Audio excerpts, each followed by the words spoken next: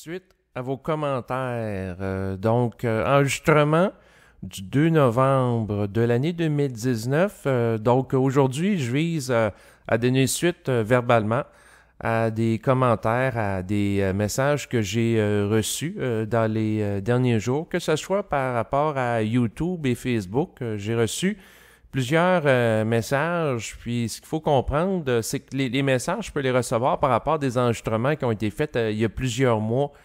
Donc, il y en a par rapport à des enregistrements récents et aussi d'autres un peu plus anciens qui ont été produits.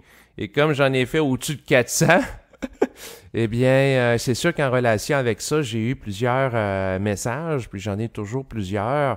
Donc, je voulais faire un retour verbal par rapport à certains éléments qui ont été abordés avec des échanges avec des particuliers.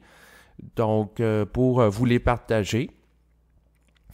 Je vais parler de plusieurs sujets, là. Aujourd'hui, ça va aller dans plusieurs directions. Mais avant de débuter à proprement dit, je veux vous mentionner que je prends les dons sur PayPal et également Interac, qui sont deux services sécurisés sur Internet qui permettent de faire des virements d'une personne vers l'autre. C'est sûr que par rapport à PayPal ou Interac, ben, c'est de faire un don advenant qu'il y en a qui soient intéressés à mon adresse courriel étant davidlevesque-supra@commercial-hotmail.com. Donc, c'est sûr que par rapport à ça, si vous voulez avoir un peu plus de détails là, à savoir PayPal, c'est quoi le site Internet, même chose par rapport à Interac, vous avez les coordonnées là, en bas de l'enregistrement ainsi que celles de mon adresse courriel. Donc, ce message fait, je vais continuer à parler en fait par rapport à des messages que j'ai reçus pour les commenter. Donc, tout d'abord, récemment, j'ai fait un enregistrement qui portait sur l'origine de l'humanité. Donc, c'est un enregistrement de type canalisé, c'est-à-dire un enregistrement où ce que je laisse émerger en moi, qu'est-ce qui se présente dans ma psyché. Le but, dans le cadre de ce type d'exercice, c'est de canaliser mon esprit naturellement. Et puis, c'est sûr que lorsque je tiens des propos dans le cadre d'un enregistrement comme celui-ci ou d'autres enregistrements que j'ai produits, ce qu'il faut comprendre, c'est que les propos ne font pas nécessairement toujours plaisir à mon ego. Et en tant qu'ego, je ne suis pas nécessairement tout le temps d'accord. Parce que par rapport à l'enregistrement que j'ai fait à l'égard de l'origine de l'humanité, j'ai reçu un commentaire d'une personne qui semblait offusqué par rapport à ce qui a été dit, dans le sens que elle percevait ça comme étant une expérience manquée, l'humanité. Puis mes propos, dans un sens, allaient dans cette direction, parce que c'est sûr qu'à l'égard du processus d'involution, où l'ego a été coupé de sa source, et a perdu contact avec la conscience universelle, eh bien, par rapport à ça, ce qui est arrivé dans le processus d'involution, ça a mené à des dérapages, que ce soit des massacres, des guerres, des viols, etc., parce que l'ego, entre autres, une fois dans la matière, en s'individuant, eh bien, il a été fasciné par la forme, fasciné par la matière, ce qui a fait qu'il a développé, entre autres, un orgueil pour se l'approprier. Il a développé aussi un esprit de domination, puis comme l'ego était fasciné par la forme, ben à ce moment-là, il n'était plus disponible pour être à l'écoute de l'esprit, entre autres. Et également, l'être humain n'était plus en mesure de s'ajuster à la dimension impersonnelle de sa conscience qui est restée sur le plan éthérique et qui n'a pas été altérée par le processus de l'évolution.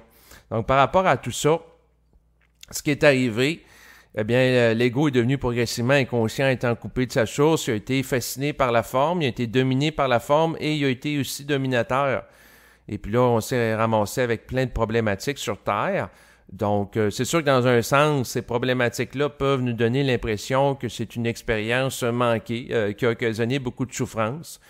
Que quelque part, c'est frustrant et je partage en tant qu'ego cette frustration. C'est sûr que moi, personnellement, j'aurais pas voulu que les choses se passent ainsi en tant que je, Par contre, c'est pas moi qui contrôle. C'est sûr que si je fais une canalisation où j'aborde un sujet, ce qu'il faut comprendre, c'est que si ce qui émerge en moi par rapport au passé de l'humanité, c'est qu'il y a eu des manipulations génétiques, il y a eu un ego, que je dis qu'un ego était fasciné par la forme, etc. Puis il s'est passé plein de choses que je décris.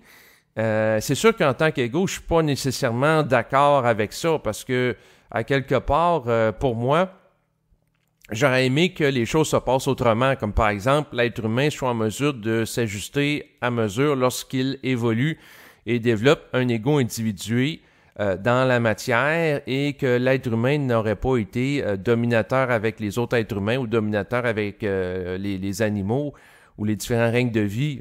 À ce moment-là, il n'y aurait pas eu des problèmes qui ont occasionné beaucoup de souffrance là, pour les animaux, les autres êtres humains, si on pense entre autres à l'esclavage. Donc, c'est sûr que en tant qu'ego, idéalement, j'aurais pas voulu que les choses se passent ainsi, mais en même temps, se sont passées ainsi, c'est-à-dire que les êtres qui sont à l'origine de la création de l'humanité sur le plan éthérique, eh bien, comme ils ont conçu l'humanité ne sachant pas qu'est-ce qui allait arriver par la suite, ben, eux autres ne savaient pas que l'être humain allait être fasciné par la forme puis qu'il ne serait pas en mesure de se corriger en tant qu'ego.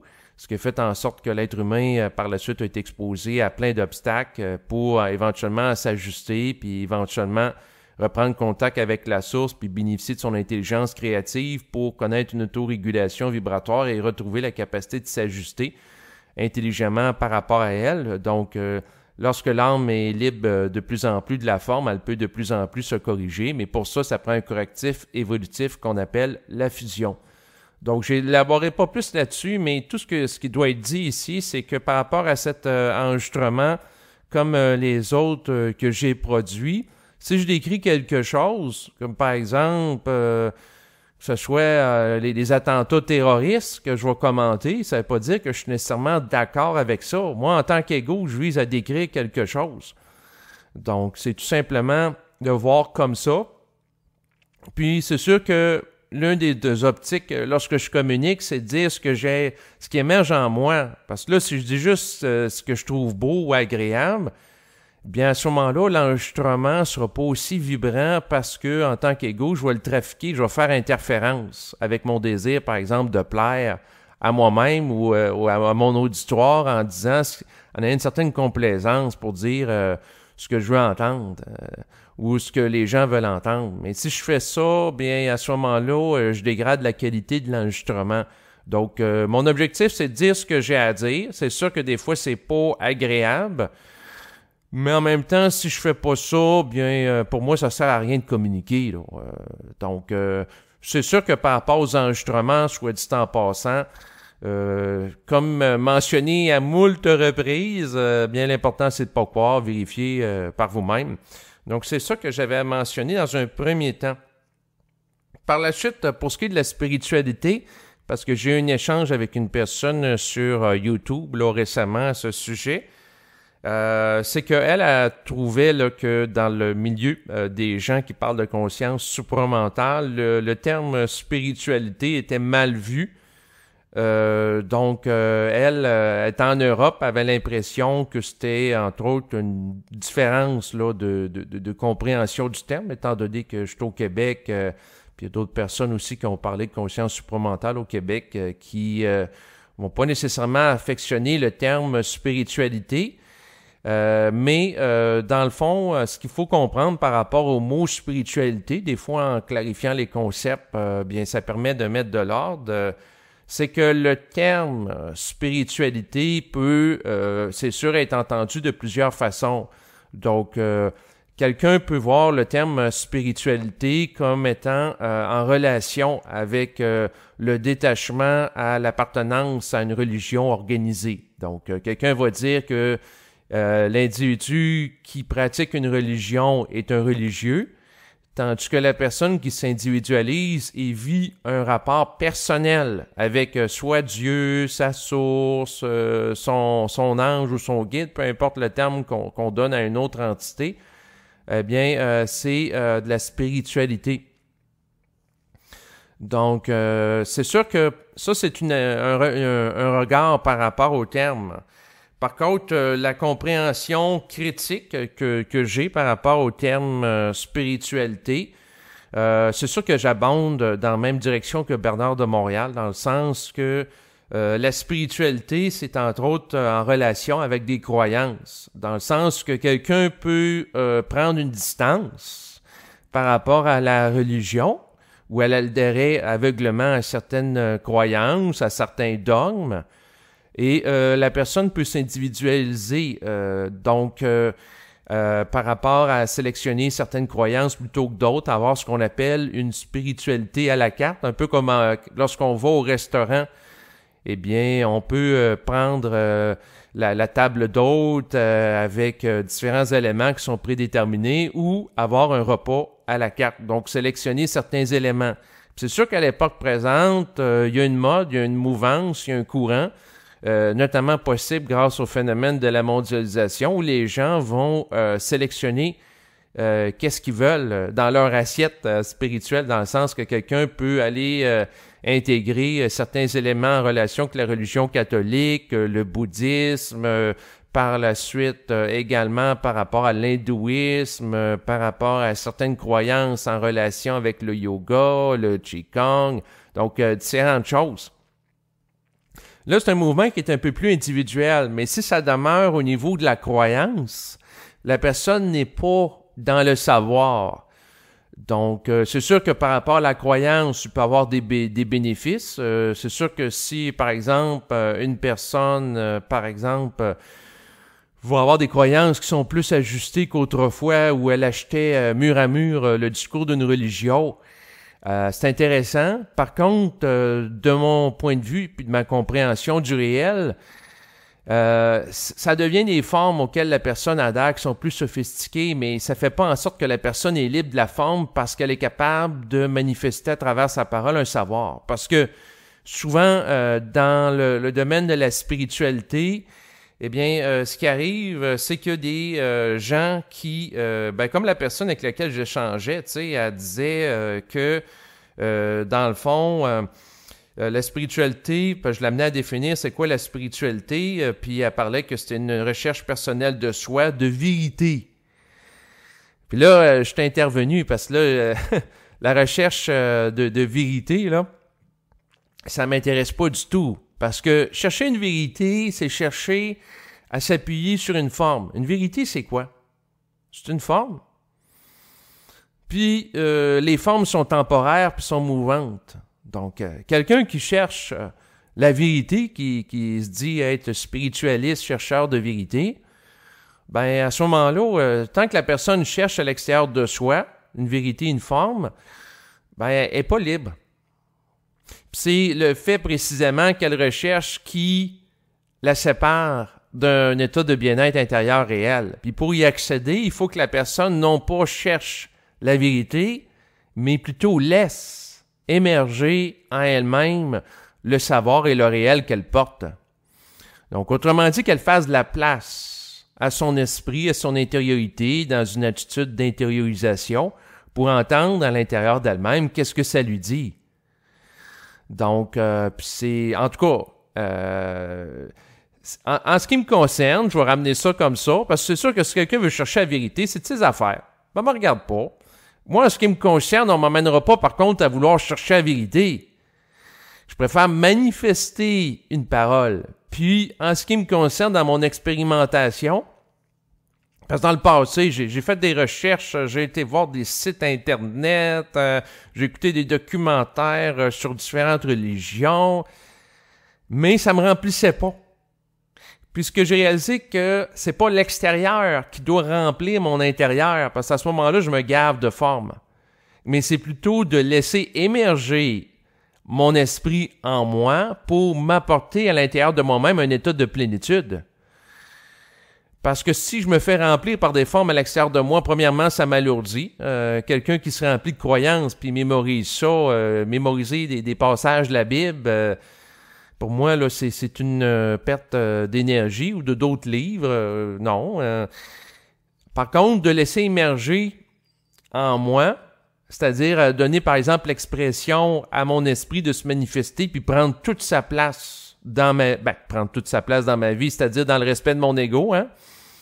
Mon optique, c'est pas d'être possédé par mon propre esprit, mais dans le fond, de laisser mon intériorité émerger en moi puis être à son écoute, c'est ça qui m'apporte plus de satisfaction. Donc, c'est sûr que, par exemple, par rapport à l'origine de l'humanité, j'aurais pu faire un enregistrement où je cite Zecharia Sitchin, qui parle des Anunnakis qui ont fait interférence par rapport à l'humanité. J'aurais pu citer également différents auteurs en relation, entre autres, par rapport à...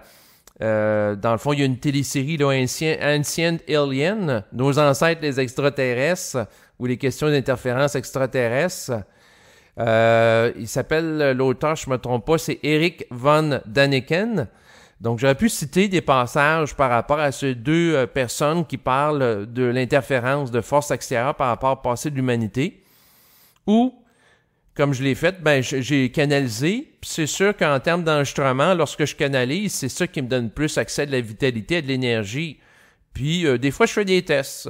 Comme j'avais produit un enregistrement qui s'appelle Neurosciences, par la suite Libre arbitre et conscience supramentale, où je faisais la lecture d'un article de vulgarisation scientifique par rapport aux neurosciences et la compréhension que véhicule cette science, notamment par rapport au libre arbitre, et ça me crée une lourdeur énergétique, une dépense énergétique beaucoup plus lourde que faire un enregistrement où ce que je canalise directement, parce qu'il a fallu que, avant de réaliser l'enregistrement, que je lise l'article, je me documente, j'en ai lu plusieurs pages, d'autres textes aussi, j'ai sélectionné certains passages, par la suite, il a fallu que je me pratique à lire comme il faut, ensuite le réciter.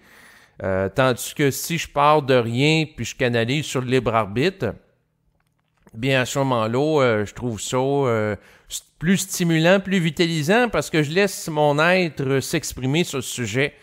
Donc c'est la démarche qui m'habite. Puis c'est sûr que la recherche de vérité, pour moi, avec le temps, c'est une perte d'énergie parce que les formes sont transitoires. Puis qu'est-ce qui peut être une vérité au moment de sa vie ne l'est pas nécessairement un autre. Par exemple, pour une personne dans vingtaine, de soulever 300 livres en salle d'entraînement alors qu'elle est au sommet de sa forme, c'est pertinent. Par contre, si la même personne veut soulever 300 livres alors qu'elle est rendue à 90 ans, peut-être que ça risque de la blesser. Donc, les choses fluctuent. Donc, ce qui est pertinent à un moment de sa vie ne l'est pas nécessairement à un autre. Pourquoi? Parce que la forme que représente le corps biologique et de la vérité que faire un poids donné, c'est pertinent à un moment, puis ça ne l'est pas à un autre. Puis qu'est-ce qui est pertinent pour une personne ne l'est pas pour un autre, dans le sens qu'une personne peut suggérer à un autre d'aller soulever 200 livres, alors que si la personne n'a pas la constitution physique pour faire ça, elle risque de se blesser. Donc, tout est en fonction de chacun. Puis, ce qu'il faut comprendre, c'est que les vérités sont appelées à évoluer dans le temps puis à être remplacées par d'autres. On le voit présentement, entre autres, au Québec, par rapport au fait que là, il y a des gens, puis je trouve ça intéressant, qui veulent faire des démarches pour faire évoluer la langue française ici, dans le sens, j'écoutais hier dans le bulletin de nouvelles de TVA, que des gens voulaient faire en sorte que les participes passés, leur accord soit simplifié. Et je trouve ça extrêmement intéressant. Ça fait des années que je pense moi-même à ce que la langue française soit simplifiée, que les gens arrêtent de perdre du temps à mémoriser des accords complexes là, par rapport aux participes passés. Même chose par rapport aux mots, parce qu'il y a eu la réforme il y a quelques années à l'égard des mots, avec une graphie, la façon d'écrire des mots qui a été corrigée et simplifiée, pour que ce soit un peu plus au son, comme par exemple écrire nénuphar avec un F au lieu d'un PH. Il y a d'autres mots aussi, puis je salue ça. Et c'est sûr que ce type de réforme-là ont mon appui, dans le sens que pour moi, la langue doit être simplifiée, le français, au lieu qu'elle soit hellétique, parce qu'il y a des aberrations. Si on prend par exemple les exceptions nombreuses, ça nous fait perdre du temps, de l'énergie. Et c'est sûr que c'est intéressant d'écouter le reportage de hier par rapport à ça, que j'ai vu à la télévision, parce que c'est vrai que les enseignants perdent beaucoup de temps à enseigner aux élèves des exceptions. Donc, si on élimine les exceptions, on va pouvoir donner plus de temps à ce moment-là pour que les gens soient mieux outillés pour communiquer puis exprimer avec précision ce qu'ils ont à dire. Donc, c'est sûr que en termes d'aberration, par rapport aux mots dans le passé que j'ai vu, il y a entre autres le mot « musée ». Donc, musée s'écrit toujours avec un E, M-U-S-E, accent aigu E, ce qui nous donne l'impression que c'est au féminin. Mais erreur, c'est un terme au masculin. Mais c'est une exception. Donc, il doit tout le temps prendre un E. Puis si on ne marque pas un E au mot musée, c'est considéré comme étant une faute. Donc, c'est sûr que pour moi, tout ce qui peut rendre la langue plus logique, plus simple, plus claire, plus accessible, c'est bienvenu.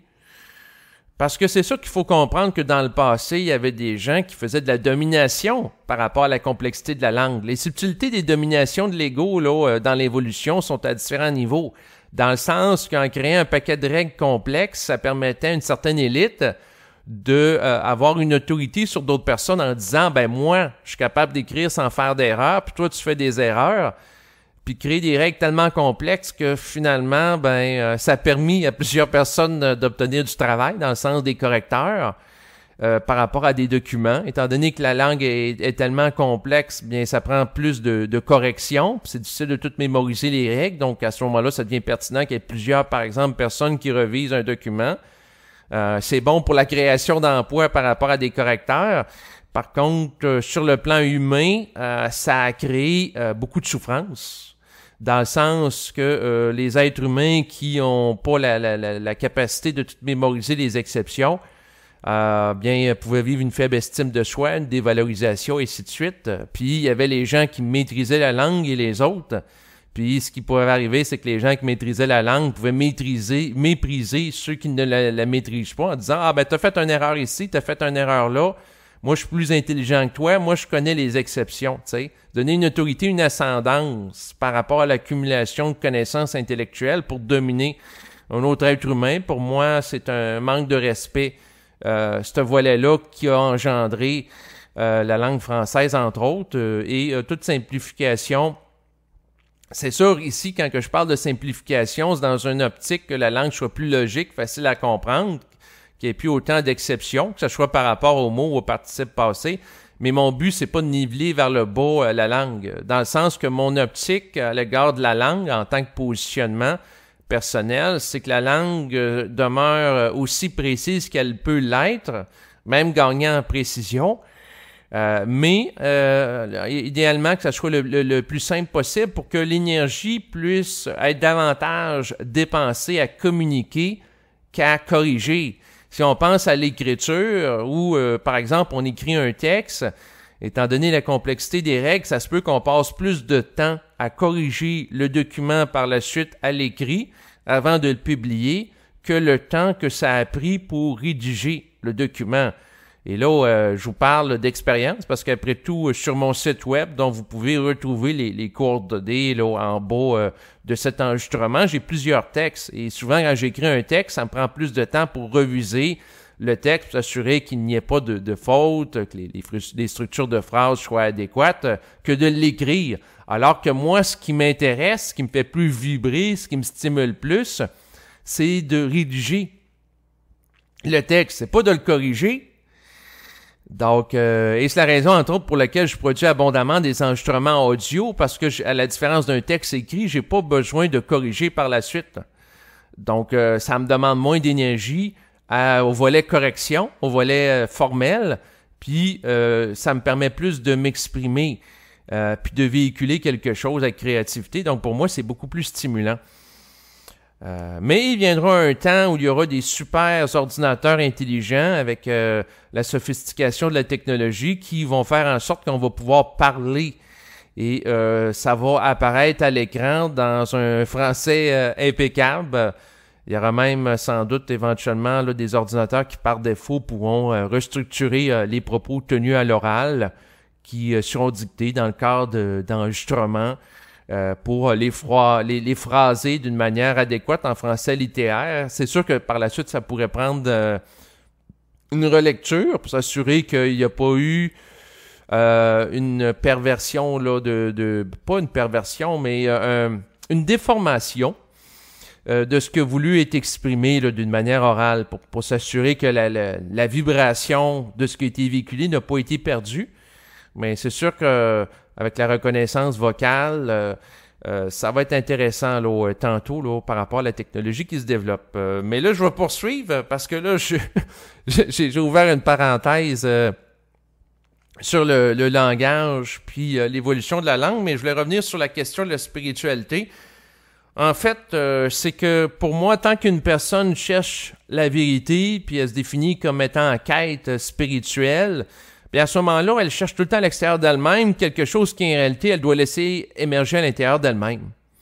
Puis c'est souvent lorsque la personne sature d'avoir étudié pendant des années différentes approches, que ce soit de la religion, de la philosophie, de différentes approches de croissance personnelle aussi, que là, à un moment donné, elle en vient au point qu'elle s'en regarde.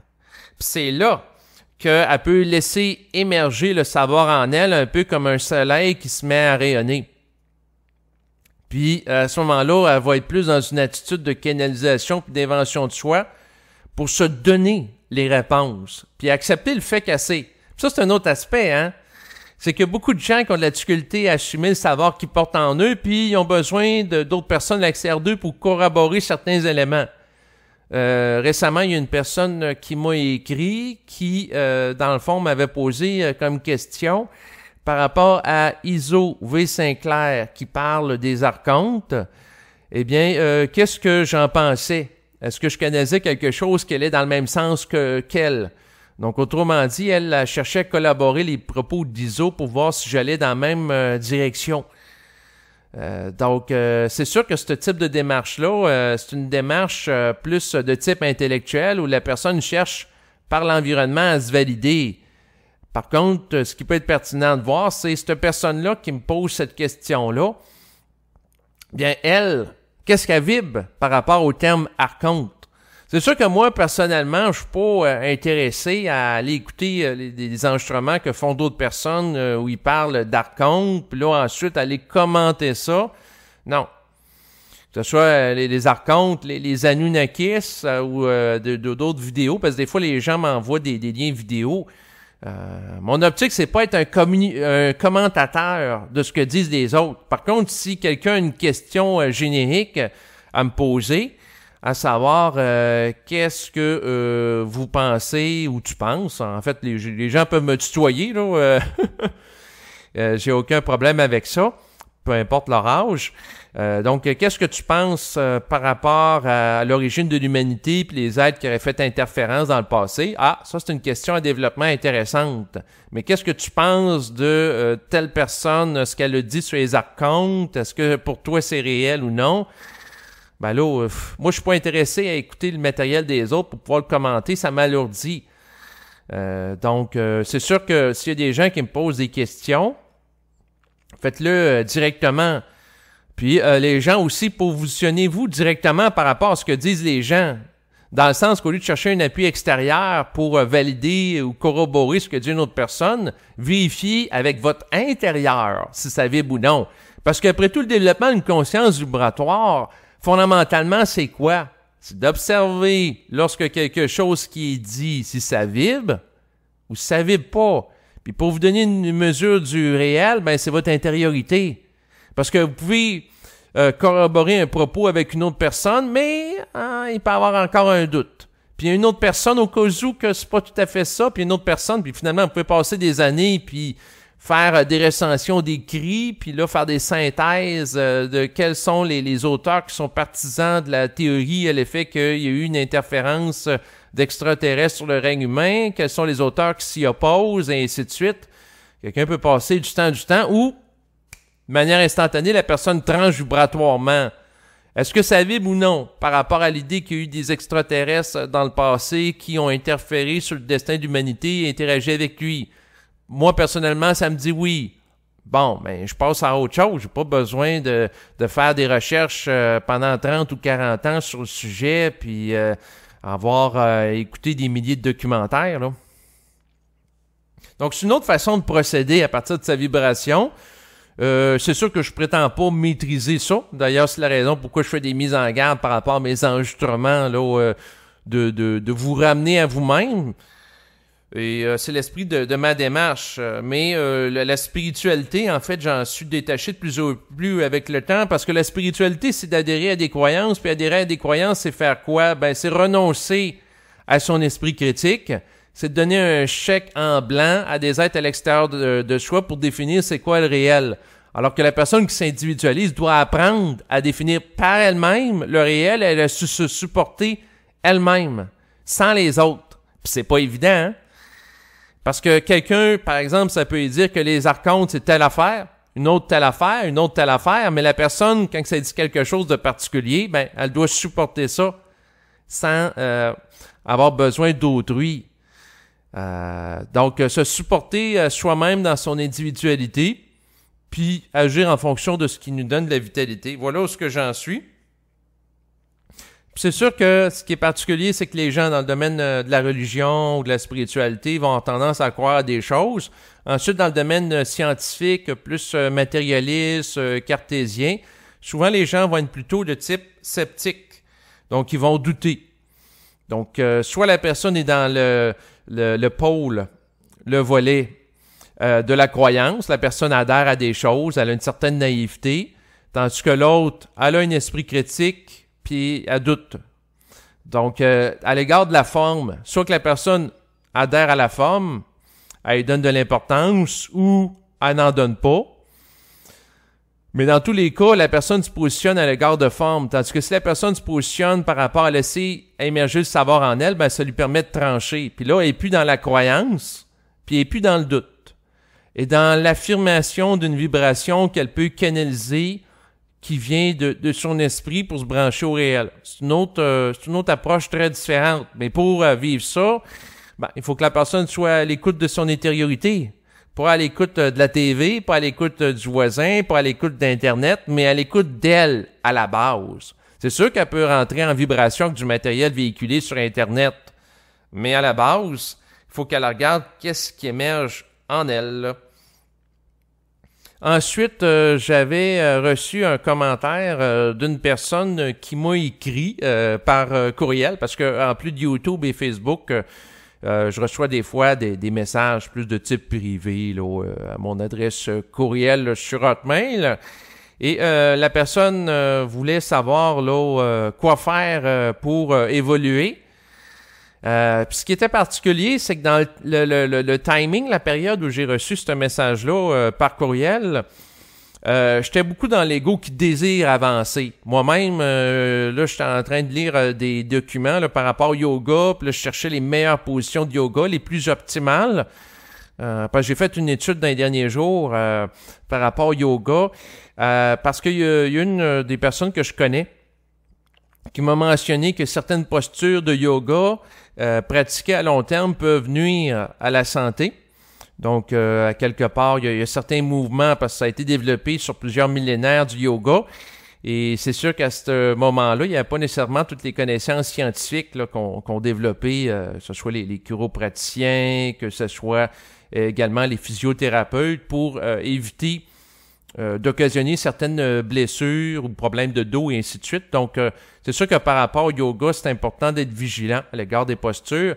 Puis là, j'avais un désir d'adopter les bonnes postures de yoga. Ensuite, j'étais en mode étude du Qigong, qui est une autre approche intéressante, qui implique des mouvements, pour essayer de trouver c'est quoi les mouvements les plus optimaux pour favoriser ma santé, mon épanouissement physique. Puis j'étais beaucoup dans le désir de me développer. Puis dans le passé, je mettais beaucoup d'emphase là-dessus, puis d'avancer, puis à quelque part d'évoluer. Puis ce qui est intéressant, c'est que le message est venu au bon moment dans ma vie, parce que la personne a dit « Je veux fusionner, je veux avancer, qu'est-ce qu'il faut que je fasse? » Puis tu sais, je voyais qu'elle vibrait beaucoup au désir, puis j'étais dans une période où je vibrais beaucoup au désir.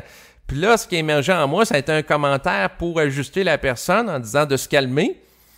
Puis moi-même aussi, des fois, c'est intéressant les commentaires des gens parce que ça m'amène à me ramener moi-même à l'ordre. Parce que je me définis comme étant un processus de développement. Je me définis pas comme étant un maître spirituel ou un initié qui a tout intégré la conscience. Bien au contraire. D'ailleurs, l'utilité, entre autres, de faire des enregistrements sur Internet, c'est dans l'optique de faire une intégration de qu'est-ce que je vis, de raffiner ma compréhension du réel, puis que les choses s'ajustent dans mon existence. D'ailleurs, c'est la raison, entre autres, pour laquelle je parle, parce qu'à travers la parole, à voix haute, ce que j'ai observé, c'est que des fois, il y a des réajustements qui se font. Par exemple, on commence à dire quelque chose, puis à voix haute, ça se réajuste. Des fois, comme récemment, j'étais en mode réflexion, puis j'écoute ces temps-ci des téléséries, comme par exemple des épisodes de Star Trek. Il y en a plusieurs, hein? Il y a eu plusieurs. Il y a eu Star Trek, la série originale, The Next Generation. Ensuite, il y a eu Voyager. Il y a plusieurs téléséries, d'ailleurs, qui sont disponibles sur Netflix où je suis abonné. Et j'écoutais ça, puis j'étais beaucoup dans le désir d'être dans un temps futuriste où les principaux problèmes, que ce soit de pollution, problèmes médicaux, tout ça c'est réglé, puis on a accès à une belle technologie, puis on est dans une civilisation où il y a des percées très intéressantes en matière de développement dans le futur. Puis là, j'étais envieux. Je regardais ça, puis j'étais envieux des gens qui vont évoluer comme dans la télésérie Star Trek, dans des beaux vaisseaux, avec des grandes capacités de déplacement, avec rapidité, efficacité, avec les synthétiseurs de nourriture. On peut produire la nourriture qu'on désire. On est très loin des problèmes de famine ou de malnutrition qu'on peut connaître sur Terre encore aujourd'hui. Donc, je trouvais ça extrêmement intéressant. Puis j'étais dans le désir, puis j'étais dans la réflexion. Puis là, j'ai voulu dire à voix haute... puis je voulais partager ça à quelqu'un et puis lui dire je suis pas content d'être incarné dans l'époque actuelle, puis je voudrais être dans le futur, puis je parlais puis ça bloquait. Puis ça me disait non, j'ai à être dans l'époque actuelle. Puis là ça se réajustait, mais tant que j'étais en mode réflexion puis d'écouter du Star Trek puis être envieux, je réfléchissais puis je souffrais. Parce que mon désir était en décalage avec ma situation présente. Puis là, quand que je commence à parler à voix haute, ça se place. Vous avez une civilisation Star Trek, présentement, c'est pas de mes affaires. Ce qui est de mes affaires, c'est d'évoluer dans une civilisation qui est en transition, puis ça participe à mon développement. Ting! Ça a réglé la question, ça a coupé le mouvement compulsif de réflexion et d'envie. Donc, des fois, de parler les choses à voix haute, ça permet d'ajuster. Et je le fais abondamment. C'est pour ça que j'ai fait au-dessus de 400 enregistrements qui sont d'ailleurs disponibles gratuitement sur Internet. Mais pour en revenir à la question de la personne qu'elle m'a posée, quoi faire pour évoluer puis fusionner? La réponse, c'est sûr qu'il n'y a rien à faire. Puis d'ailleurs, de cesser d'être dans le désir de faire permet d'être plus à l'écoute de son intériorité. Donc, de se laisser être plutôt que dans la recherche compulsive de faire. Et l'émergence de la réponse que j'ai donnée à la personne m'a ajusté dans le sens que là, je passais beaucoup de temps à chercher c'est quoi les bonnes techniques pour optimiser mon potentiel en faisant du yoga, du qigong, du reiki, différentes approches, différentes techniques de mieux-être. Mais en réalité, tout ça, ça peut servir à l'ego pour s'équilibrer puis s'ajuster en tant qu'âme. Mais ces techniques-là, associées à la haute spiritualité, ne permettront jamais à l'ego de vivre la fusion avec l'esprit. Parce que c'est très différent. La fusion avec l'esprit est entamée par l'esprit. Donc, à la base, là, pour connaître le début du processus, il n'y a rien à faire. C'est l'esprit qui branche la personne lorsqu'il juge que c'est pertinent. Puis c'est sûr qu'en tant qu'ego, c'est insécurisant. Parce que tu n'as pas le contrôle sur le processus. Mais tu le subis. C'est une descente d'énergie pour te faire éclater certaines illusions que tu as. C'est sûr que ça va te faire vivre un choc énergétique important. Puis c'est sûr que dans le fond aussi, quand j'ai répondu à la personne par rapport qui avait beaucoup le désir de faire, puis qui était là-dedans, puis moi dans le passé j'étais beaucoup là-dedans, puis des fois j'ai des petites rechutes encore comme récemment où je suis dans le désir de faire, ça m'amène à me calmer. Un peu comme quelqu'un qui prend une grande respiration puis il se dépose. Puis à être plus dans « j'accepte qu'est-ce qui est ». Parce que dans le désir de faire, il peut y avoir une résistance au réel. dans le sens que la personne... parce que si je me prends comme personne, c'est intéressant parce que des fois, j'aime utiliser, entre autres, des enregistrements de faire de l'autothérapie. Moi, en tant qu'ego, c'est sûr que ce que je vis, c'est avoir une santé physique qui est optimale, une santé financière optimale, un épanouissement amoureux optimal, donc épanouissement sexuel, être comblé sur tous les aspects de ma vie pour avoir une vie agréable, puis j'œuvre dans ce sens-là. C'est sûr qu'en termes de désir, parce que j'ai écouté beaucoup d'enregistrements, entre autres de Bernard de Montréal, où il était question que dans l'avenir, nous allions vivre dans une civilisation où les êtres humains pourront faire agir la matière en fonction de leur volonté. Donc à ce moment-là, la personne dans ce type de civilisation-là, elle vieillit plus sur le plan physique. Donc c'est sûr qu'en termes de désir, ça serait d'avoir un corps biologique qui s'ajuste à ma pensée, ce qui ferait en sorte que je pourrais être sur Terre le temps qu'en tant qu'ego, je le désire. Et ma vie ne serait pas limitée nécessairement comme beaucoup d'êtres humains, soit à peu près à 85 ans ou 90 ans. Non. L'être humain pourrait avoir le nombre d'années qu'il désire sur Terre pour faire ce qu'il a accompli, puis ensuite il passe à autre chose. Puis ensuite avoir une condition, c'est sûr que si la pensée agit en fonction de la volonté, la personne peut déterminer d'être en santé d'une manière perpétuelle. La personne ne connaît pas de problème associé à la forme physique, aucun. C'est sûr qu'en tant qu'ego, je voudrais avoir ça tout de suite, cette capacité-là. Par contre, ça, c'est mon désir.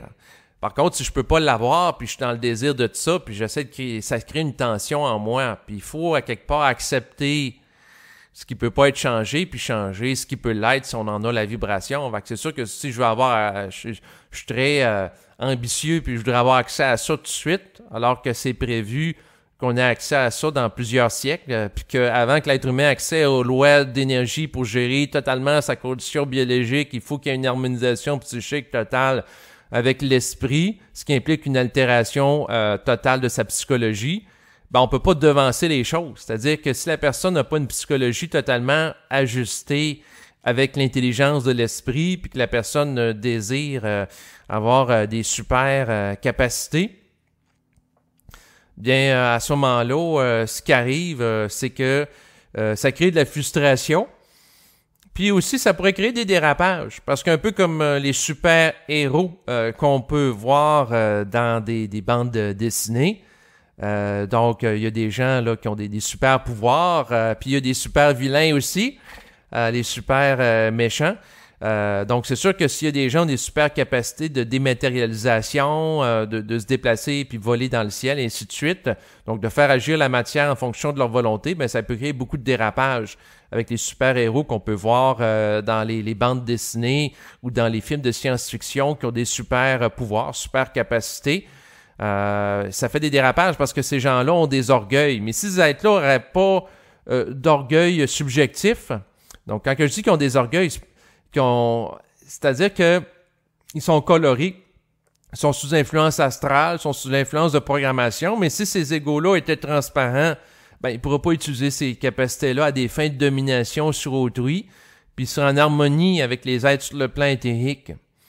Donc, ça serait intéressant, mais c'est sûr que pour ce qui est de l'humanité, il n'y aura pas de super-héros ou de super-vilains qui vont avoir des capacités tout en ayant des orgueils très forts, parce que ça amènerait des dérapages analogues aux capacités qu'avaient eues notamment des êtres lors de la période de l'Atlantide, qui est une période qui a précédé l'ère présente et qui ces êtres ont décliné. Donc, pour éviter ce type de dérapage se produise, les êtres présentement sont limités en capacité. Les êtres devront d'abord intégrer une psychologie modifiée en relation avec l'intégration de l'énergie de l'esprit. Puis par la suite, progressivement, ils auront accès aux lois d'énergie, aux capacités psychiques qui en sont le corollaire.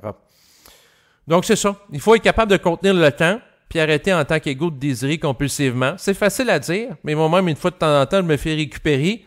D'où l'utilité de communiquer ça. Si je vis ça, puis la personne qui m'a posé la question expérimente ça, il est possible que certaines personnes d'entre vous vivent ça aussi. D'où l'intérêt de le partager dans le cadre d'un enregistrement. Sinon, il y avait une personne aussi qui m'a écrite sur Facebook Par rapport à la fusion, puis là, elle avait plein de propos, elle réfléchissait sur la fusion, puis elle essayait de comprendre ça, puis faire des liens, que ce soit par rapport au corps d'énergie glorieux, le corps morantiel, le ci, le ça. Puis la personne était très sophistiquée dans son langage. Par contre, ce que ça me dit intérieurement, arrêtez de vous casser la tête par rapport à la fusion, parce que le processus de la fusion ne se comprend pas d'une manière intellectuelle. On peut pas réfléchir quelque chose qui est par-delà l'intellect et qui donne accès à une conscience supramentale qui est au-delà du mental, l'intellect réflectif. Donc, c'est pas à travers la forme qu'on peut appréhender le réel. Et le réel ne peut être connu que par le réel qu'on porte en soi. Puis pour être à l'écoute du réel qui porte en soi, ben, il faut être capable de s'intérioriser, lui donner de la place dans sa vie, arrêter d'être fasciné par les formes extérieures à soi, puis être dans une attitude de recherche de vérité ou d'essayer de corroborer les faits avec des individus interposés. Donc, c'est ce qui émerge en moi par rapport à ça. Puis c'est sûr qu'avec la personne, puis je suis très transparent avec vous, est-ce que dans le passé, il m'est arrivé d'aborder la fusion d'une manière intellectualisée? La réponse, c'est oui. Dans une optique de comprendre intellectuellement la fusion, oui. Même chose par rapport à d'autres phénomènes psychiques, que ce soit la Kundalini puis différentes choses. Par contre, la compréhension intellectuelle à partir de formes ne donnera jamais une satisfaction personnelle aussi grande que celle qui peut être obtenue par la capacité de manifester une vibration explicative par rapport au sujet. Par contre, la vibration explicative ne peut être comprise et perçue par un mental vibratoire. Si la personne procède à partir de la forme, bien à ce moment-là, elle ne captera pas la vibration qui est derrière la forme. Donc, l'explication ne pourra pas être saisie et intégrée par rapport à elle. Puis là, ça devient un peu un cercle vicieux parce que c'est la vibration qui ne peut être comprise que par une autre personne qui a une conscience vibratoire. Et ça revient au principe que le semblable ne peut qu'être reconnu que par le semblable. Donc, c'est sûr qu'en réalité, ce que ça revient à dire, c'est que pour comprendre le processus de la fusion, il faut le vivre. Puis vous pourriez écouter des milliers d'enregistrements où il est question de fusion. Puis tant que vous ne le vivez pas, vous ne pouvez pas en avoir une compréhension pratique. Puis pour avoir accès à la compréhension vibratoire, il faut avoir accès à la conscience de l'esprit qui permet d'avoir une compréhension énergétique du phénomène sur le plan fondamental. Mais tant qu'on cherche à l'intellectualiser puis de le comprendre avec des formes, on peut dépenser beaucoup d'énergie par rapport à ça. Moi-même, j'en ai dépensé beaucoup dans le passé. Je suis capable d'être autocritique parce que c'est sûr que toute personne qui est engagée dans un processus de développement est appelée éventuellement à être autocritique, c'est-à-dire être capable de remettre des choses en question par rapport à soi pour rendre son ego transparent. Il faut qu'il soit capable de voir plus clair dans sa vie. Donc, c'est intéressant des fois les commentaires des gens parce que ça me ramène à des aspects de moi-même que j'ai plus à développer ou à ajuster. Puis là, j'ai été transparent avec la personne parce que j'ai quand même dit que dans le passé, j'ai eu tendance à vouloir réfléchir et intellectualiser le processus de la fusion. Puis, à quelque part, ça marche pas. Parce qu'on peut pas comprendre l'infinité de l'esprit à partir de formes finies. Par contre, ça peut s'expérimenter. Lorsqu'on canalise, on peut capter cette énergie-là qui nous nourrit dans une parole, dans un mouvement. Là, ça fait plusieurs minutes que je parle, puis je suis dynamisé. Parce que, à quelque part, je vise à exprimer une parole qui est en affinité avec mon être entier. Donc, une parole qui en harmonie avec ma totalité. Tandis que si je cherche à m'exprimer intellectuellement, puis là, je cite des auteurs, telle personne a dit ci sur la fusion, telle autre a dit ci, puis je fais une collection de connaissances, ça me demande plus d'énergie. Puis souvent, faire ce type d'exercice-là va m'amener plus dans un mode de réflexion, puis je me sentirai pas autant vitalisé. Donc voilà ma constatation. Puis, c'est sûr que c'est cette sorte considération que j'ai complété l'enregistrement d'aujourd'hui. Et comme à l'habitude, eh bien, je vous remercie de votre écoute et pour les gens qui ont apprécié, comme mentionné au début de cette capsule, eh bien, vous pouvez me faire parvenir un don, soit par Interact et également par PayPal. Au revoir.